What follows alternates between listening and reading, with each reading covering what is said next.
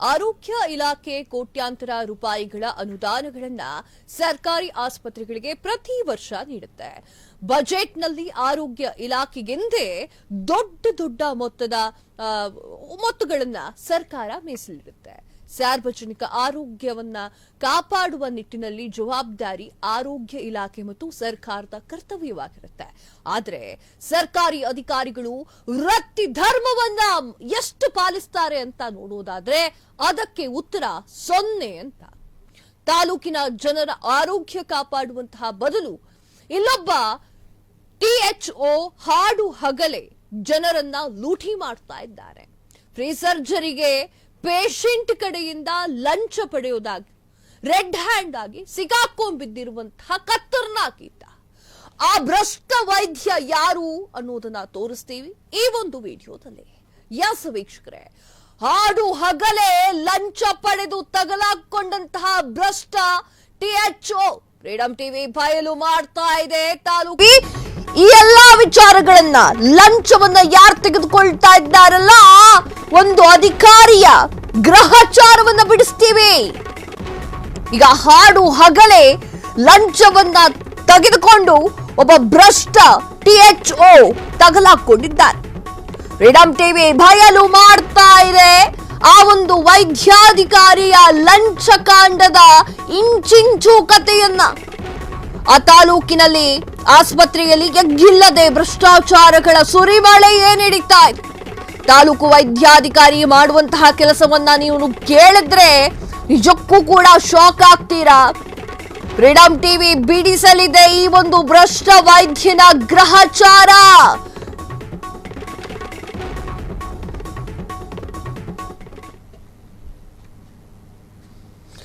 ಸಹಾಯ ಕೇಳಿ ಬಂದವರಿಂದ ಕಿತ್ಕೊಳ್ತಾರೆ ಅಸಲು ಬಡ್ಡಿ. ಪೇಷಂಟ್ ಕಡೆಯವರಿಂದ ದುಡ್ಡು ಪೀಕಿಸಿದ್ದು ಕ್ಯಾಮೆರಾದಲ್ಲಿ ಸೆರೆಯಾಗಿದೆ. ರೆಡ್ ಹ್ಯಾಂಡ್ ಆಗಿ ತಗಲಾಕೊಂಡಿರುವಂತಹ ಪವರ್ಫುಲ್ ವೈದ್ಯಾಧಿಕಾರಿ. ನಾಚಿಕೆ ಆಗ್ಬೇಕು ನಿಮ್ಗೆ. ಹೊಟ್ಟೆಗೆ ಏನ್ ತಿಂತೀರಾ ನೀವುಗಳೆಲ್ಲ? ಭ್ರಷ್ಟಾಚಾರ ಮಾಡುವಂತವ್ರು ಹೊಟ್ಟೆಗೆ ಏನ್ ತಿಂತೀರಾ? ಅನ್ನ ತಿಂತೀರಾ ಮತ್ತೇನಾದ್ರೂ ತಿಂತೀರಾ? ಜನಸಾಮಾನ್ಯರ ದುಡ್ಡನ್ನ ಕಿತ್ಕೊಳ್ತಾ ಇದ್ದೀರಲ್ಲ, ನೀವು ಮನುಷ್ಯರಲ್ಲ, ನೀವು ಮನುಷ್ಯದ ರೂಪದಲ್ಲಿರುವಂತಹ ರಾಕ್ಷಸರು.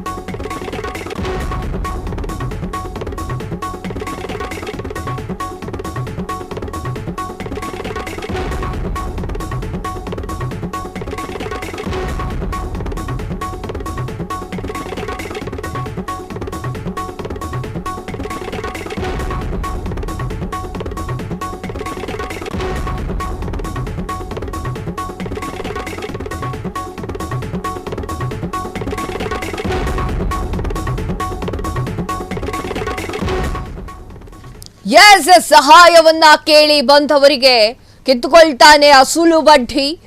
ಪೇಷಂಟ್ ಕಡೆಯವರಿಂದ ದುಡ್ಡು ಪೀಕಿಸಿದ್ದು ಕ್ಯಾಮೆರಾದಲ್ಲಿ ಸೆರೆ. ರೆಡ್ ಹ್ಯಾಂಡ್ ಆಗಿ ತಗಲಾಕಿಕೊಂಡಿರುವಂತಹ ಪವರ್ಫುಲ್ ವೈದ್ಯಾಧಿಕಾರಿ. ಇಂದು ಬೆಂಗಳೂರು ಪಕ್ಕದಲ್ಲೇ ಇರುವಂತಹ ಜಿಲ್ಲೆಯ ಭ್ರಷ್ಟ ವೈದ್ಯನ ಕಥೆಯನ್ನ ಫ್ರೀಡಂ ಟಿವಿ ಬಿಚ್ಚಿಡ್ತಾ ಇದೆ. ಯಾರು ಆ ಭ್ರಷ್ಟ THO? ಕೆಲವೇ ಕ್ಷಣಗಳಲ್ಲಿ ಅನಾವರಣವನ್ನು ಮಾಡ್ತಾ ಇದ್ದೀವಿ. ಫ್ರೀಡಂ ಟಿವಿ ಬಿಚ್ಚಿಡಲಿದೆ ತಾಲೂಕು ವೈದ್ಯಾಧಿಕಾರಿಯ ಲಂಚಾವತಾರ. ನಾಚಿಕೆ ಆಗ್ಬೇಕು ನಿಮಗೆ. ಸರ್ಕಾರಿ ವೈದ್ಯರು ಅಂತಂದ್ರೆ ಜನಸಾಮಾನ್ಯರಿಗೆ ಹೇಗಿರ್ಬೇಕು ಅನ್ನುವಂತ ಕಾಮನ್ ಸೆನ್ಸ್ ಇಲ್ಲ. ದುಡ್ಡು ಮಾಡೋದಕ್ಕೆ ಇದೇ ಒಂದು ಫೀಲ್ಡ್ ಅನ್ನು ಯಾಕೆ ಆಯ್ಕೆ ಮಾಡ್ಕೊಳ್ತೀರಾ? ಪೇಷಂಟ್ಗಳ ಜೀವನ ಜೊತೆ ಯಾಕ್ರಿ ಆಟ ಆಡ್ತೀರಾ? ಹೊಟ್ಟೆಗೆ ಏನ್ ತಿಂತೀರಾ ನೀವು? ಮನುಷ್ಯ ರೂಪದ ರಾಕ್ಷಸರು ನೀವೆಲ್ಲ. ಅದು ಕೂಡ ಈ ಒಂದು ಇಲಾಖೆಗೆ ಬಂದ್ಕೊಂಡು ಆರೋಗ್ಯ ಆಸ್ಪತ್ರೆಯಲ್ಲಿ ವೈದ್ಯ ಅಂತ ಅನ್ನಿಸ್ಕೊಂಡು ನಾಚಿಕೆ ಆಗ್ಬೇಕು. ವೈದ್ಯೋ ನಾರಾಯಣೋ ಹರಿ ಎನ್ನುವಂತಹ ಮಾತು ಕೇಳಿದ್ದೀರಾ ಅಲ್ವಾ?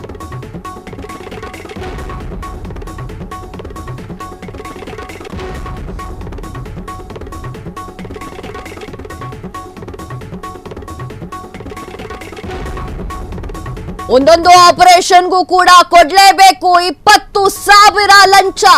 ಮನುಷ್ಯರ ನೀವು ಹೊಟ್ಟೆಗೆ ಏನ್ ತಿಂತೀರಿ?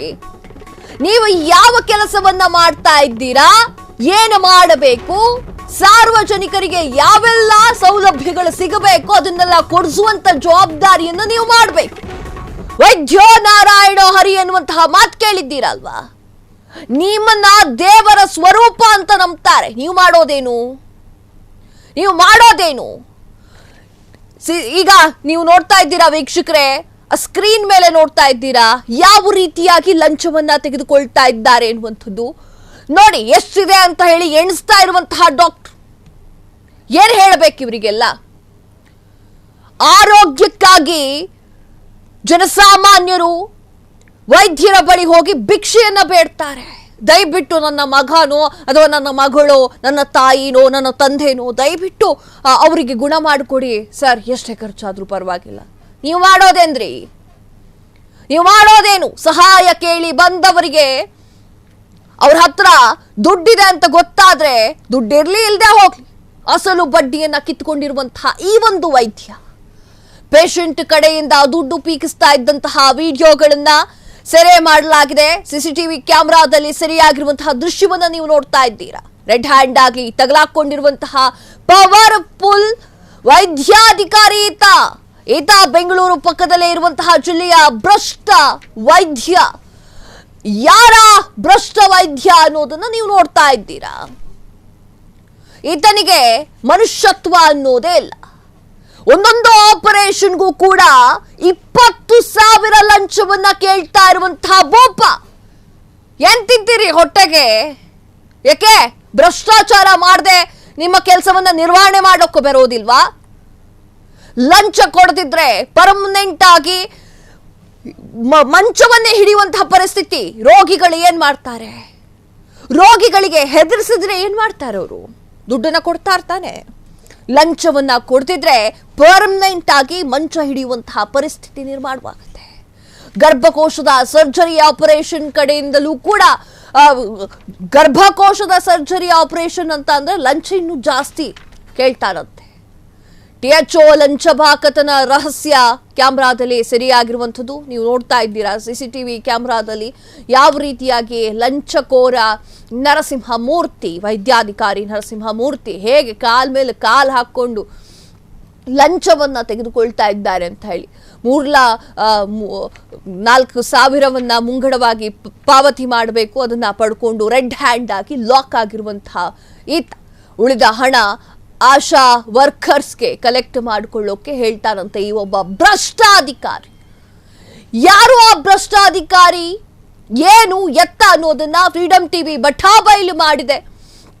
ಪ್ರತಿನಿತ್ಯ ಕನಿಷ್ಠ 5 ರಿಂದ 10 ಆಪರೇಷನ್ ಮಾಡುವಂತಹ ಪುಣ್ಯಾತ್ಮ ಆಯ್ತ. ಒಂದು ಆಪರೇಷನ್ಗೆ ಕನಿಷ್ಠ 20,000 ಫಿಕ್ಸ್ ಮಾಡ್ತಾ ಇದ್ದಾರೆ. ಲಂಚದಲ್ಲೂ ಕೂಡ ಡಿಸ್ಕೌಂಟ್ ಕೊಡ್ತಾನಂತೆ. ಪಾಪ ಬಡೂರು ಅಂತ ಹೇಳಿದ್ರೆ ಲಂಚದಲ್ಲಿ ಡಿಸ್ಕೌಂಟ್ ಅಂತೆ. ಇವತ್ತು ಯಾರೀ ನಿಮ್ಮನ್ನ ಅಧಿಕಾರಿ ಮಾಡಿದ್ದು? ಅವ್ರಿಗೆ ಮಾತಾಡಬೇಕು. ಡಿಸ್ಕೌಂಟ್ ಕೊಡ್ತೀರಾ ಲಂಚದಲ್ಲಿ? ಲಂಚ ತಗೊಳ್ಳೋದೇ ತಪ್ಪು, ಅದರಲ್ಲಿ ಡಿಸ್ಕೌಂಟ್ ಬೇರೆ. ಇವರೆಂಥ ಬಂಡ ಡಾಕ್ಟರ್ ಆಗಿರ್ಬೇರು. ಲಂಚಬಾಕ ಡಾಕ್ಟರ್ಗೆ ಆಶಾ ಕಾರ್ಯಕರ್ತೆಯರೇ ಮಧ್ಯವರ್ತಿಯಾಗಿ ಕೆಲಸವನ್ನು ಮಾಡ್ತಾ ಇದ್ದಾರೆ. ಇವರ ಮೂಲಕವೇ ವ್ಯವಹಾರವನ್ನ ಕುದುರಿಸ್ತಾ ಇರುವಂತಹ ಭ್ರಷ್ಟ THO ಮಧ್ಯವರ್ತಿ ಯಾರು? ಆಶಾ ಕಾರ್ಯಕರ್ತೆಯರೇ ಮಧ್ಯವರ್ತಿಗಳಂತೆ. ಈತನಿಗೆ ಅರ್ಧ ಇವನತ್ರ ಕೊಟ್ಟು ಕಳಿಸೋದು ಅಂತಂದ್ರೆ 5 ರಿಂದ 6,000 ರೂಪಾಯಿ ಈತ ತಗೊಳ್ತಾನೆ. ಡಾಕ್ಟರ್ ಎನ್ನುವಂಥವನು 5 ರಿಂದ 6,000 ರೂಪಾಯಿ ತಗೊಳ್ತಾನೆ. ಮಿಕ್ಕಿದ್ದನ್ನ ಆಶಾ ಕಾರ್ಯಕರ್ತೆಯರ ಮಧ್ಯವರ್ತಿಯನ್ನಾಗಿ ಮಾಡಿಕೊಳ್ಳುವುದು. ಒಂದು ಆಪರೇಷನ್ಗೆ ಕೊಡ್ಲೇಬೇಕು 20,000 ಲಂಚ.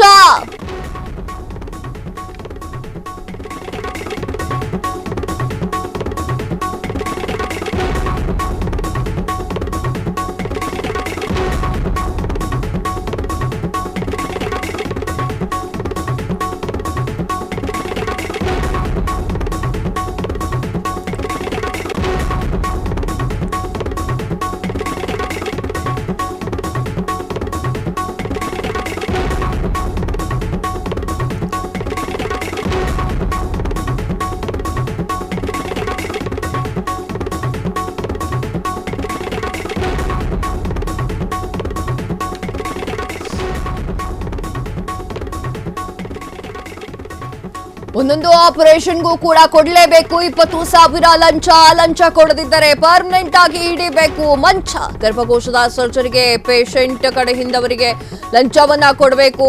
THO ಲಂಚ ಭಾಕನ ರಹಸ್ಯ ಕ್ಯಾಮೆರಾದಲ್ಲಿ ಆತ ಮಾಡಿರುವ ಕೃತ್ಯ ಸೆರೆಯಾಗಿದೆ. 4,500 ಮುಂಗಡವನ್ನ ಪಡೆದು ರೆಡ್ ಹ್ಯಾಂಡ್ ಆಗಿ ಲಾಕ್ ಆಗಿರುವಂತಹ ಪುಣ್ಯಾತ್ಮ ಉಳಿದ ಹಣ ಆಶಾ ವರ್ಕರ್ಸ್ಗೆ ಕಲೆಕ್ಟ್ ಮಾಡಿಕೊಳ್ಳಲು ಹೇಳ್ತಾನೆ ಭ್ರಷ್ಟ ವೈದ್ಯ. ಯಾರು ಆ ಭ್ರಷ್ಟ ವೈದ್ಯ? THO.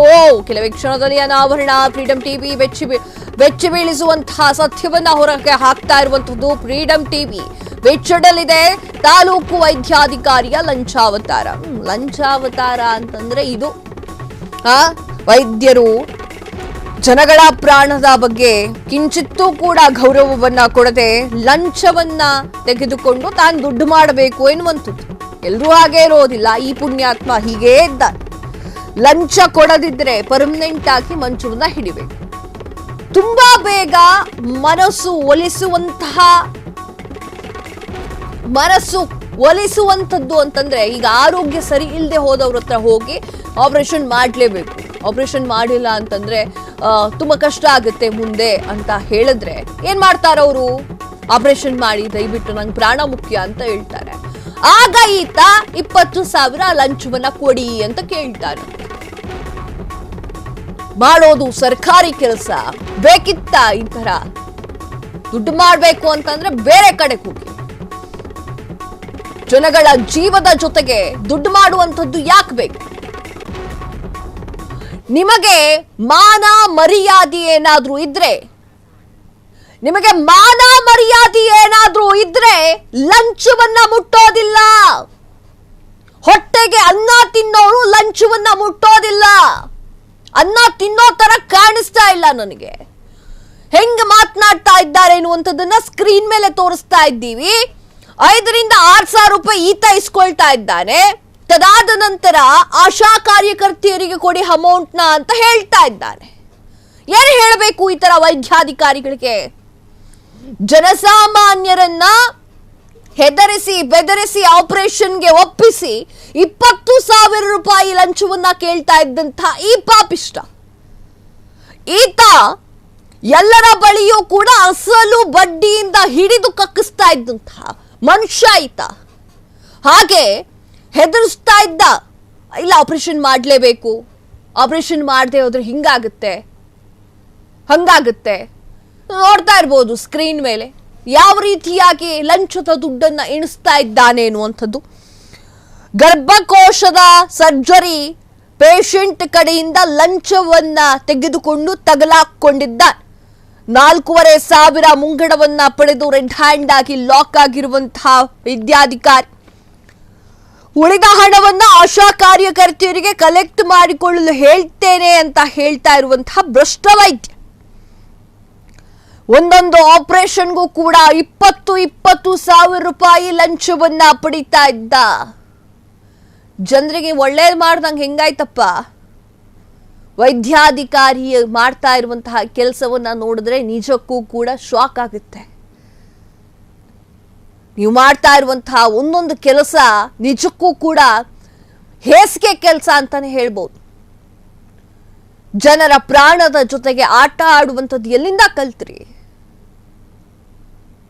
ಯಾರು ಹೇಳ್ಕೊಟ್ರು? ಲಂಚ ಇಲ್ಲದೆ ಹೋದ್ರೆ, ದುಡ್ಡು ಇಲ್ಲದೆ ಹೋದ್ರೆ ಪೇಷಂಟ್ ಮೈ ಕೂಡ ಮುಟ್ಟಲ್ಲ ಈತ. ಲಂಚ ಕೊಡದೆ ಹೋದ್ರೆ ಪೇಷಂಟ್ ಮೈ ಕೂಡ ಮುಟ್ಟಲ್ಲ. ನಾಚಿಕೆ ಆಗ್ಬೇಕು. ಹೇಳೋರ್ ಕೇಳೋರು ಯಾರಿಲ್ಲ ಅನ್ಕೊಂಡ್ಬಿಟ್ಟಿದ್ದೀರಾ?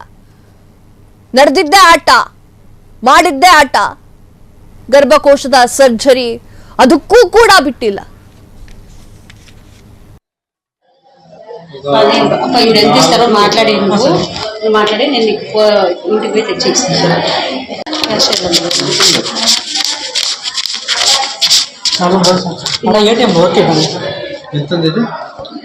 ఎంత 4,500 ఫోన్ చేస్తాను. ఫోన్లోకి వేస్తున్నా.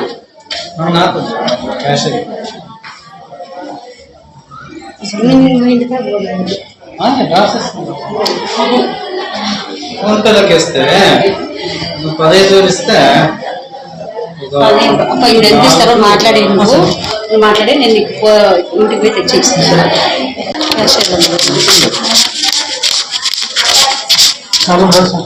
ఏటీఎం ఓకే ఎంత ఎంత 4,000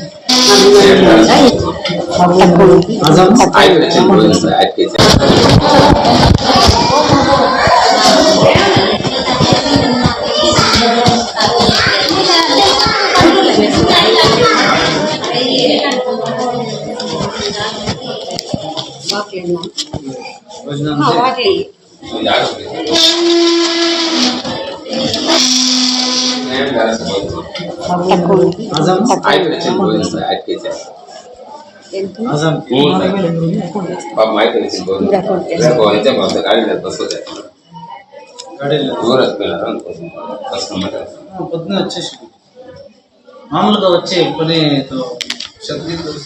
బలో బలో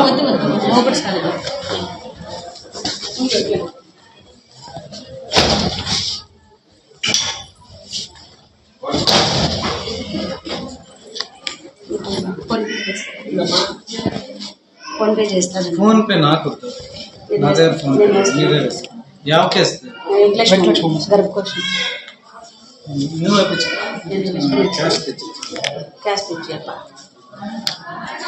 క్యాష్ ఏటీఎం ఓకే ఎంత ఎంత 4,000 నాకు రిలేటివ్ ఫోన్ పేకి వేస్తాను. అడిగి పంపించిన ఫోన్లోకి వేస్తున్నా. నాకు క్యాష్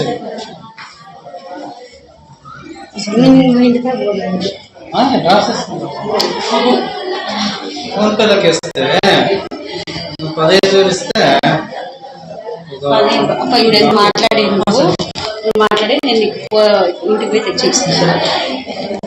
చెప్పండి 7,000 సరే కಮ್ಮಿ ಮಾಡಿ 15 ఇస్తే నాకు మిగిలేదు 8. అర్థమైందా? 40% డిడక్షన్.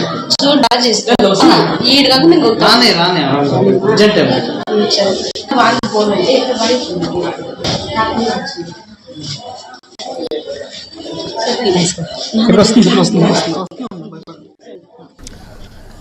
ಎಸ್ ಆತ ಏನ್ ಹೇಳ್ತಾ ಇದ್ದಾನೆ ಅಂತಂದ್ರೆ ನನಗೆ ಫೋನ್ ಪೇಗಳು ಬೇಡ, ಫೋನ್ ಪೇದಲ್ಲಿ ಅಮೌಂಟ್ಗಳನ್ನ ಟ್ರಾನ್ಸ್ಲೇಟ್ ಮಾಡೋದು ಬೇಡ, ನನಗೆ ಕ್ಯಾಶೇ ಬೇಕು, ಕ್ಯಾಶ್ ಕೊಟ್ರೆ ಮಾತ್ರ ನಾನು ಆಪರೇಷನ್ ಮಾಡೋದು ಎನ್ನುವಂಥದ್ದು ವಿಚಾರವನ್ನ ಆತ ಮಾತನಾಡ್ತಾ ಇರುವಂತದ್ದು. ನಾಚಿಕೆ ಇಲ್ಲದೆ, ಮಾನ ಮರ್ಯಾದೆ ಇಲ್ಲದೆ ಎಷ್ಟು ಚೆನ್ನಾಗಿ ಪೇಷಂಟ್ ಕಡೆಯವ್ರ ಹತ್ರ ಕೇಳ್ತಾ ಇದ್ದಾನೆ ನೋಡಿ. ಛೇ, ಪೇಷಂಟ್ ಜೀವದ ಜೊತೆಗೆ ಆಟ ಆಡುವಂತಹ ವೈದ್ಯಾಧಿಕಾರಿ ನರಸಿಂಹಮೂರ್ತಿ. ಆತ ಮಾಡಿದ್ದು ನೀವೇ ನೋಡಿದ್ದೀರಾ ಯಾವ ರೀತಿಯಾಗಿ ವರ್ತನೆ ಮಾಡಿದ್ದಾನೆ ಅಂತ. ನನಗ್ ಬೇಡ, ನನಗೆ ಫೋನ್ ಪೇದಲ್ಲಿ ಅಮೌಂಟ್ ಅನ್ನ ಕಳಿಸೋದು ಬೇಡ, ಕ್ಯಾಶೇ ಬೇಕು. ಫೋನ್ ಪೇದಲ್ಲಿ ಕಳಿಸ್ಬಿಟ್ರೆ ಏನಾಗುತ್ತೆ, ಆಧಾರ ಸಿಕ್ಬಿಡುತ್ತಲ್ವಾ? ಆ ಒಂದು ಕಾರಣಕ್ಕೆ ನನಗೆ ಕ್ಯಾಶೇ ಬೇಕು, ನಂಗೆ ಫೋನ್ ಪೇದಲ್ಲ ಬೇಡ ಅಂತ ಹೇಳಿ ನಾಚಿಕೆ ಇಲ್ಲದೆ ವೈದ್ಯಾಧಿಕಾರಿ ಮಾತನಾಡ್ತಾ ಇರುವಂಥದ್ದು.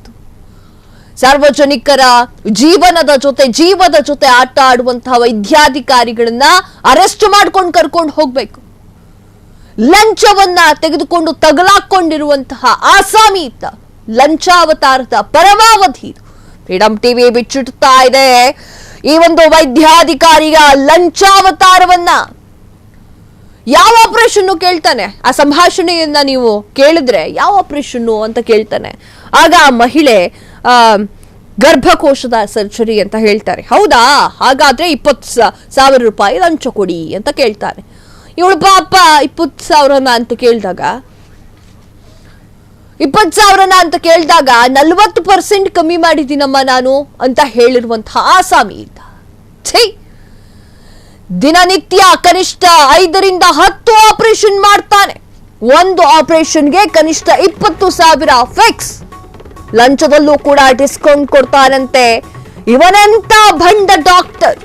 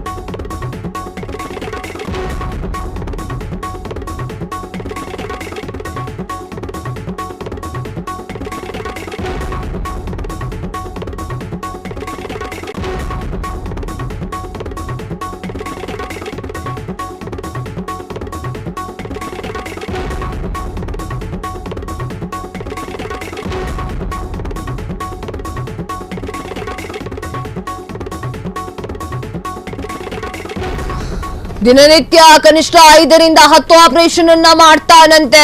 ಒಂದು ಆಪರೇಷನ್ಗೆ ಕನಿಷ್ಠ 20,000 ಫಿಕ್ಸ್. ಲಂಚದಲ್ಲೂ ಕೂಡ ಡಿಸ್ಕೌಂಟ್ ಕೊಡ್ತಾನೆ. ಅವರೆಂತ ಬಂಡ ಡಾಕ್ಟರ್. ಲಂಚಬಾಕ ಡಾಕ್ಟರ್ಗೆ ಆಶಾ ಕಾರ್ಯಕರ್ತೆಯರೇ ಮಧ್ಯವರ್ತಿಗಳು. ಅವರ ಮೂಲಕವೇ ವ್ಯವಹಾರವನ್ನ ಕುದುರಿಸ್ತಾನೆ ಭ್ರಷ್ಟ THO. ಮೂರ್ತಿ ಚಿಕ್ಕದಾದರೂ ಭ್ರಷ್ಟಾಚಾರದ ಕೀರ್ತಿ ಬಯಲು ದೊಡ್ಡದು. ಯಾರು ಗೊತ್ತಾ? ಆ ಭ್ರಷ್ಟ ತಾಲೂಕು ವೈದ್ಯಾಧಿಕಾರಿ ಅವರೇ. ಇವರ ಮೂಲಕವೇ ವ್ಯವಹಾರವನ್ನ ಕುದುರಿಸ್ತಾ ಇರುವಂತಹದ್ದು ನರಸಿಂಹಮೂರ್ತಿ ಎನ್ನುವಂತಹ ವೈದ್ಯಾಧಿಕಾರಿ. ದಿನನಿತ್ಯ 10 ರಿಂದ ಒಂದು 15 ಅಥವಾ 5 ರಿಂದ ಒಂದು 10 ಆಪರೇಷನ್ ಮಾಡ್ತಾನಂತೆ ಈ ಒಬ್ಬ ಡಾಕ್ಟರ್. ಒಂದು ಆಪರೇಷನ್ಗೆ ಕನಿಷ್ಠ 20,000 ರೂಪಾಯಿ ಫಿಕ್ಸ್ ಮಾಡ್ತಾನೆ. ಈಗ ಆ ಆಡಿಯೋಗಳನ್ನ ವಿಡಿಯೋಗಳನ್ನ ನೀವು ಕೇಳಿಸ್ಕೊಂಡ್ರಿ. ಲಂಚದಲ್ಲೂ ಕೂಡ ಈತ ಡಿಸ್ಕೌಂಟ್ ಅನ್ನ ಕೊಡ್ತಾನಂತೆ. ಬಂಡ ಡಾಕ್ಟರ್ ಅಂತಾನೆ ಹೇಳ್ಬೋದು. ಅಂದ್ರೆ ಸ್ವಲ್ಪ ರಿಕ್ವೆಸ್ಟ್ ಮಾಡಿದ್ರೆ ಆತ ಸ್ವಲ್ಪ ಕಮ್ಮಿ ಮಾಡ್ತಾನಂತೆ.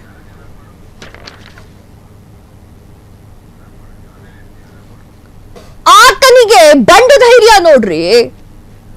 ಅಲಗಾಡ್ತಾ ಇಲ್ಲ ಆತ, ಸರಿಯಾಗಿ ಹೇಳ್ತಾ ಇದ್ದಾರೆ. ನನಗೆ 20,000 ರೂಪಾಯಿ ಬೇಕು, ಫೋನ್ ಪೇ ಎಲ್ಲ ಮಾಡಬೇಡಿ, ಫೋನ್ ಪೇ ಮಾಡಬೇಡಿ, ನನಗೆ 20,000 ರೂಪಾಯಿ ಕ್ಯಾಶ್ ತಂದ್ಕೊಡಿ ಅಂತ ಹೇಳಿ ರಾಜಾರೋಷವಾಗಿ ಕೇಳ್ತಾ ಇರುವಂತಹ ಭ್ರಷ್ಟ ವೈದ್ಯಾಧಿಕಾರಿ ಈತ.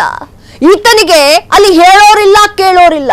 ಈತನಿಗೆ ಏನು ಅಂತಂದ್ರೆ ಜನ ಜಸ್ಟ್ ಮಾತನಾಡ್ಕೊಳ್ತಾರೆ, ಅದನ್ನ ಹೋಗಿ ಕಂಪ್ಲೇಂಟ್ ಮಾಡೋದಿಲ್ಲ ಅನ್ನುವಂತಹ ಧೈರ್ಯ. ಗುಡಿಬಂಡೆ ತಾಲೂಕು ಆಸ್ಪತ್ರೆ ವೈದ್ಯಾಧಿಕಾರಿ ನರಸಿಂಹಮೂರ್ತಿ ಲಂಚಕಾಂಡ. ಹಾಡು ಹಗಲೇ ಲಂಚ ಪಡೆಯುತ್ತಿದ್ದ. ಫ್ರೀಡಂ ಟಿವಿ ಸ್ಟಿಂಗ್ ಆಪರೇಷನ್ ನಲ್ಲಿ ಲಾಕ್.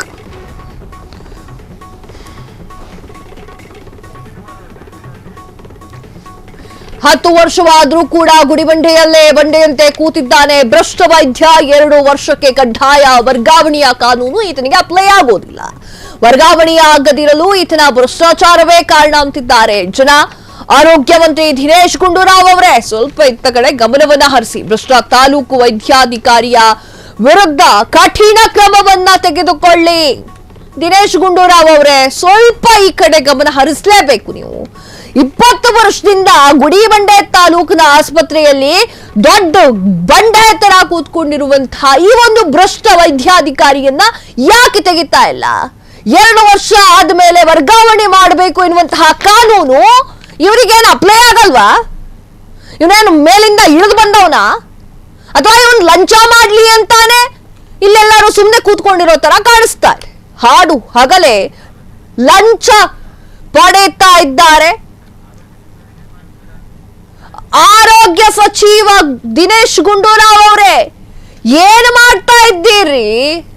ಇಲ್ಲಿ ವೈದ್ಯಾಧಿಕಾರಿ ಅಥವಾ ವೈದ್ಯನಾಗಿರುವಂತಹ ಈತ ಮಾಡ್ತಾ ಇರುವಂತಹ ಕೆಲಸವನ್ನ ನೋಡ್ರಿ. ಸರ್ಕಾರಿ ಆಸ್ಪತ್ರೆಯಲ್ಲಿ ಅದೇನು ಮಾಡ್ತಾ ಇದ್ದಾನೆ ಇವನು? ಸ್ವಲ್ಪ ಈ ಕಡೆ ಗಮನವನ್ನ ಹರಿಸಬೇಕು. ಸ್ವಲ್ಪ ಈ ಕಡೆ ಗಮನವನ್ನ ಹರಿಸಿ ನೋಡ್ಲೇಬೇಕು ನೀವು. ಯಾಕಂದ್ರೆ ಇಲ್ಲಿ ದೊಡ್ಡ ಭ್ರಷ್ಟಾಚಾರ ನಡೀತಾ ಇದೆ. 20 ವರ್ಷದಿಂದ ಪುಣ್ಯಾತ್ಮಂಗ್ ಯಾರು ಹೇಳೋರಿಲ್ಲ ಕೇಳೋರಿಲ್ಲ. ಈತ ಮಾಡಿದ್ದೇ ಕಾನೂನು ಆಸ್ಪತ್ರೆಯಲ್ಲಿ. ಅಲ್ಲಿನ ಜನರು ಸತ್ತು ಬದುಕ್ತಾ ಇರುವಂತಹ ಪರಿಸ್ಥಿತಿ ಆಗ್ತಾ ಇದೆ. ದಿನೇಶ್ ಗುಂಡೂರಾವ್ ಅವರೇ ಒಮ್ಮೆ ನಿಮ್ಗೆ ಓಟ್ ಹಾಕಿರುವಂತಹ ಜನರ ಕಡೆಗೆ ತಿರುಗು ನೋಡಿ. 2 ವರ್ಷಕ್ಕೆ ಕಡ್ಡಾಯವಾಗಿ ವರ್ಗಾವಣೆಯ ಕಾನೂನು ಈತನಿಗೆ ಯಾಕೆ ಬರ್ತಾ ಇಲ್ಲ? ಈತನಿಗೆ ಯಾಕೆ ಸಿಗ್ತಾ ಇಲ್ಲ? ವರ್ಗಾವಣೆ ಆಗದೆ ಇರ್ಲಿಕ್ಕೆ ಈತನ ಭ್ರಷ್ಟಾಚಾರವೇ ಕಾರಣ ಅಂತ ಹೇಳಿ ಅಲ್ಲಿನ ಜನಸಾಮಾನ್ಯರು ಮಾತನಾಡ್ಕೊಳ್ತಾ ಇದ್ದಾರೆ. ಆ ರೀತಿಯಾಗಿ ಮಾತನಾಡ್ಕೊಳ್ತಾ ಇದ್ರೆ ನಿಮ್ಮ ಸರ್ಕಾರಕ್ಕೂ ಕೂಡ ಕೆಟ್ಟ ಹೆಸರದು.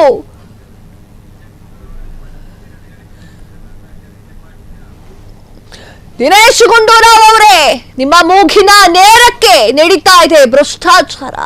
ಏನ್ ಹೇಳ್ತೀರಾ ಇದ್ರ ಬಗ್ಗೆ? ನೀವು ಉತ್ತರವನ್ನ ಕೊಡಲೇಬೇಕು.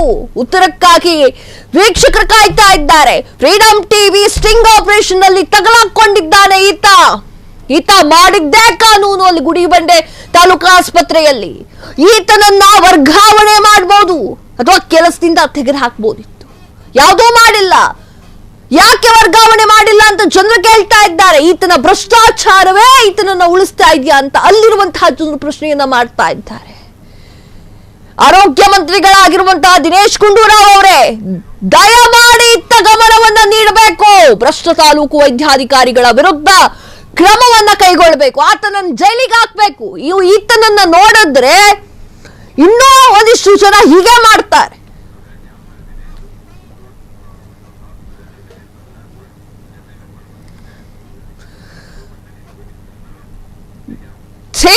ನಾಚಿಕೆ ಆಗ್ಬೇಕು. ಈ ವೈದ್ಯನನ್ನ ನೋಡಿದ್ರೆ ನಿಜಕ್ಕೂ ಕೂಡ ನಾಚಿಕೆ ಆಗ್ಬೇಕು. ಹೊಟ್ಟೆಗೆ ಅನ್ನ ತಿನ್ನೋನ್ ಮಾಡೋ ಕೆಲಸ ಇದು ಅಲ್ವೇ ಅಲ್ಲ.